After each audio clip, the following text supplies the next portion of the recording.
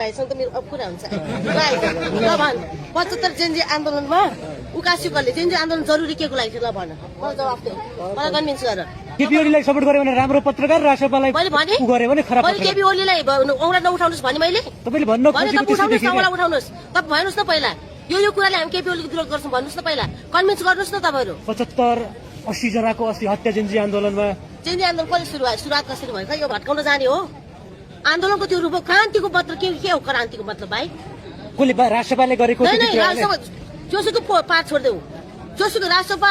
कुनै के पा सबै छोड्देऊ क्रान्तिको मतलब के हो के थियो शान्तिपूर्ण आन्दोलन गर्नुपर्ने थिएन गोली चलेपछि आक्रोशित भएको भनिएको छ नै संसद भवनमा जाने प्लान थियो सरकारलाई आन्दोलन गर्ने मान्छेहरूले सरकारले जानकारी के गराएको थियो हामीले के हामीले शान्तिपूर्ण आन्दोलन गर्छौं माइती घरमा गर्छौं भन्ने भनेको थियो गैती बेलचाले झपलेर संसद भवन हान्न जाने कसको प्लान थियो ल भन मलाई 23 गते पहिला आउँछ कि 24 गते म 23 कै कुरा गर्दैछु नै 23 को कुरा गर्दैछु 23 गते सुरक्षाकर्मीहरूको ब्यारिकेड तोडेर संसद भवनमा अट्याक गर्न जाने कसको प्लान थियो ल भन्नुस् मलाई पहिला कुनै पनि कुरा गर्दाखेरि चाहिँ सुरुदेखि गर्नुस् के तपाईहरु स्टार्ट कहाँबाट भयो भने कुरा गर्नुस् के भाइ सुरक्षा व्यवस्था राम्रो भएन भन्ने छ नि त फेरि सुरक्षा व्यवस्था राम्रो भएन किन बोलाउन सक्नु भएन भने अब यस्तो छ यहाँ तपाईहरु जस्तै मान्छेको लाइन छ वार्तामा बोल्नु एउटा हिट अफ द मोमेन्ट परिस्थिति यस्तो बनिसकेको छ जहाँ विध्वंस भइसकेको छ गोली चलिसकेको छ मान्छेले इमोसनल रक्ताम्य भइसक्यो रगत बगिसकेको छ त्यति बेला तपाईले सोचे जस्तो सजिलो तपाईले एउटा आइफोन समातेर वार्तामा किन बोलाउनु भएन उहाँले यस्तो किन भएन भने जस्तो हुन्छ भाइ हाम्रो क्वेसन यो भयो कि त्यत्रो भयो नि त्यसमा जिम्मा त सरकारमा बसेकोले लिनुपर्ने होला नि त सरकारको व्यवस्थापन राम्रो भएन होला सरकारले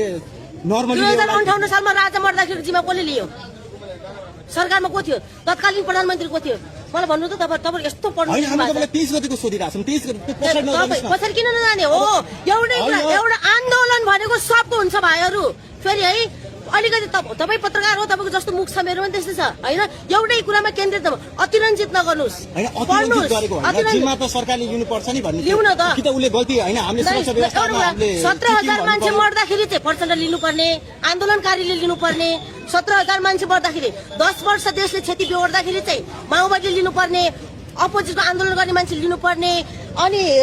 जेनजी आन्दोलन हुँदाखेरि चाहिँ सरकारले लिनुपर्ने व्हाट ननसेन्स भाइ तिमीले पहिला नियम बनाऊ तिमीहरु ल पत्रकारहरु तिमीहरु बनाऊ नियम